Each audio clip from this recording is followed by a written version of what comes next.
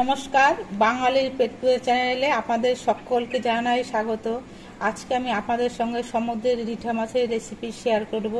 তার জন্য আমি কয়েক পিস সমুদ্রের রিঠা মাছ নিয়েছি। এই রিঠা মাছগুলো খেতে হয়তো অনেকেই ভালোবাসেন, আবার অনেকেই হয়তো খেতে চান না, কারণ এই মাছগুলো গায়ের ছালগুলো ছাড়ানো থাকে, তাই দেখতেও বেশি ভালো লাগে না, আবার অনেকের কাছে একটা বাজে গন্ধ লাগে। তবে এই মাছগুলো যদি ঠিকঠাক মতো রান্না করা হয় তাহলে কিন্তু খেতে বেশ ভালো লাগে। আমি মাছের পিসগুলো বেশ কয়েকবার ধুয়ে নিয়েছি।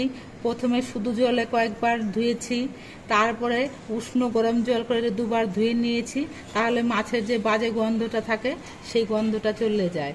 এবার এই মাছগুলোর মধ্যে আমি নুন আর হলুদ মাখিয়ে নিচ্ছি।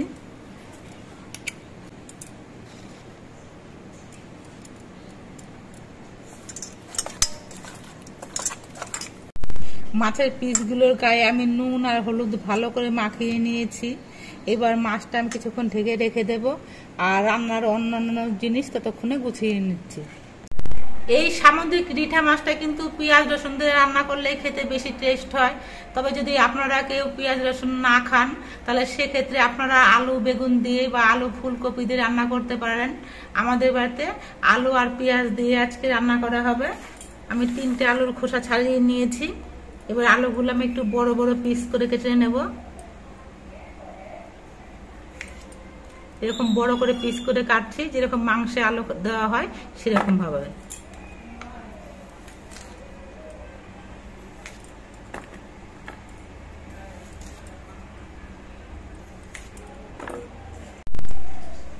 আমি 5টা ছোট ছোট সাইজের পেঁয়াজের খোসা ছাড়িয়ে ধুয়ে নিয়েছি।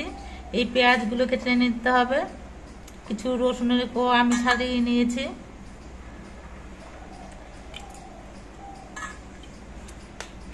আর অল্প করে একটু আদা আমি খোসা ছাড়িয়ে নিয়েছি। পেঁয়াজগুলো আমি সরু সরু করে কেটে নিচ্ছি।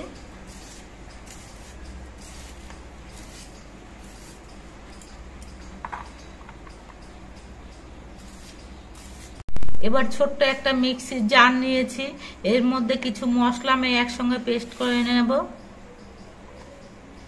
নিয়ে নিচ্ছি রসুন,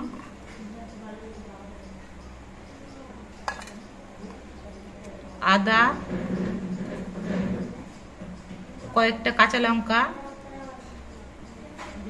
এই মাছটা ঝালের পরিমাণটা কিন্তু একটু বেশি করে দিলে খেতে বেশি ভালো হয়, এই জন্য লঙ্কার পরিমাণটা আপনারা একটু বেশি করে দেওয়ার চেষ্টা করবেন। এবার এর মধ্যে নিয়ে নিচ্ছি 1 চামচ গোটা জিরে।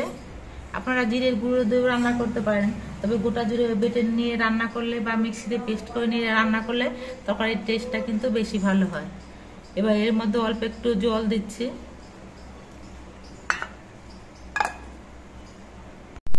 এবার মাছটা রান্না করা হবে, তার জন্য গ্যাসটা ধরিয়ে নিয়ে আমি একটা কড়াই বসিয়ে দিয়েছি। কড়াইটা বেশ ভালো মতো গরম করে নিয়েছি। এবার কড়াইতে দিচ্ছি সর্ষের তেল। এই মাছটা কিন্তু সর্ষের তেলে রান্না করলে খেতে বেশি ভালো লাগবে, সাদা তেলে করলে খেতে খুব একটা বেশি ভালো লাগবে না। এবার তেলটা ভালো করে গরম করে নিতে হবে। সর্ষের তেলটা বেশ ভালো মতো গরম হয়ে যাওয়ার পর প্রথমে আমি মাছগুলো ভেজে নিচ্ছি।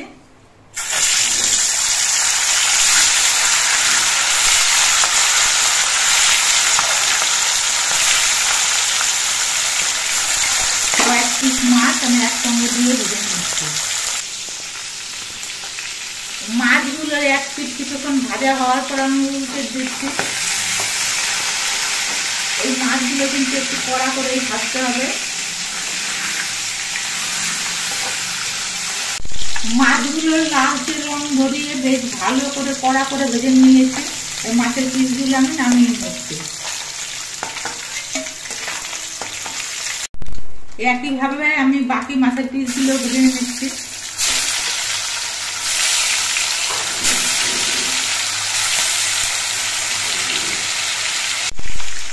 আমার সবগুলো মাছের পিস ভেজে নেওয়া হয়ে গেছে।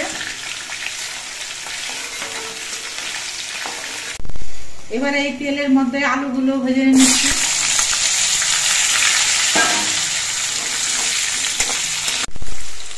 আলুগুলো ভাজার সময় অল্প করে একটু নুন দিচ্ছি।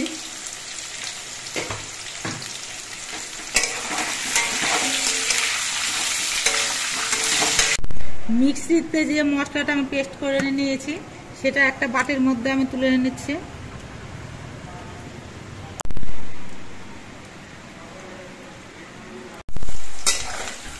আলুগুলো লালচে রং ধরিয়ে ভেজে নিয়েছি। এবার এই আলুগুলো আমি নামিয়ে নিচ্ছি।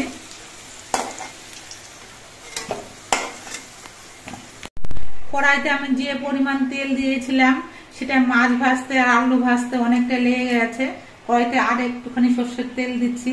এই মাছগুলো একটু তেল ঝাল বেশি না দিলে খেতে ভালো লাগে না। এবার এর মধ্যে অল্প একটু গোটা জিরে ফোড়ন দিচ্ছি। জিরেটা বেশ লাল হয়ে ভাজা হয়ে যাওয়ার পর এর মধ্যে আমি কোচানো পেঁয়াজগুলো দিচ্ছি।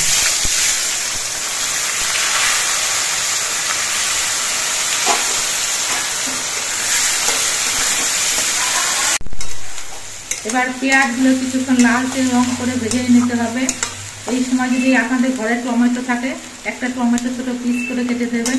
আজকে আমাদের ঘরে কোনো টমেটো নেই বলে আমি দিতে পারছি না। পেঁয়াজগুলো আমি কিছুক্ষণ ভেজে নিয়েছি। এবার আমি যে মশলাটা পেস্ট করে নিয়েছিলাম সেই মশলাগুলো দিয়ে দিচ্ছি।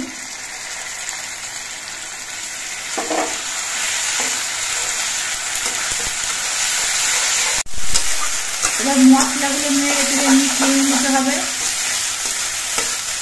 এবার এর মধ্যে দিয়ে দিচ্ছি পরিমাণ মতো হলুদের গুঁড়ো, 1 চামচ পরিমাণ শুকনো লঙ্কার গুঁড়ো, অল্প একটুখানি জল দিয়ে দিচ্ছি যাতে মশলাটা পুড়ে না যায়।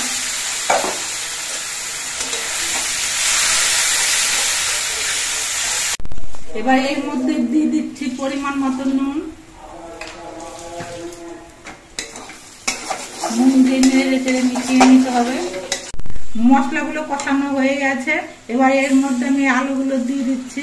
এবার আলু দিয়ে আর মশলা দিয়ে কিছুক্ষণ কষিয়ে নেব। আলু দিয়ে আর সব মশলা দিয়ে আমি বেশ কিছুক্ষণ কষিয়ে নিয়েছি। এবার এর মধ্যে আমি ঝোল দিয়ে দিচ্ছি। এই মাছের ঝোলের পরিমাণটা একটু কম রাখলেই খেতে ভালো হয়, এই জন্য ঝোলের পরিমাণটা একটু কম করেই দিতে হবে। ঝোলটা বেশ কিছুক্ষণ ফুটিয়ে নিয়েছি। ঝোলের পরিমাণটা কিন্তু অনেকটাই কমে গেছে আর আলুগুলো সেদ্ধ হয়ে গেছে। এবার এর মধ্যে আমি মাছগুলো দিয়ে দিচ্ছি। মাছটা দিয়ে আরো কিছুক্ষণ ফুটিয়ে নিতে হবে।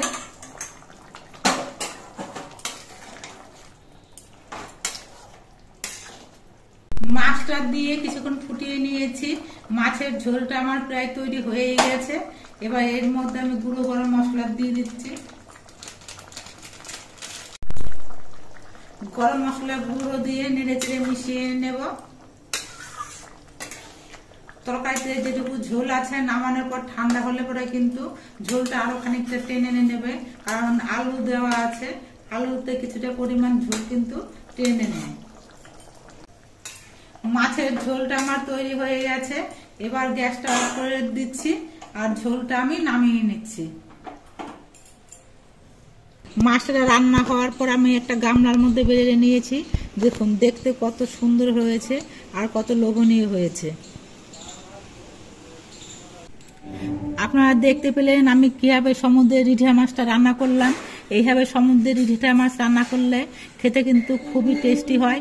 বন্ধুরা আপনারা একদিন এইভাবে করে এই রিঠা মাছটা রান্না করে খেয়ে দেখবেন, আশা করছি ভালো লাগবে।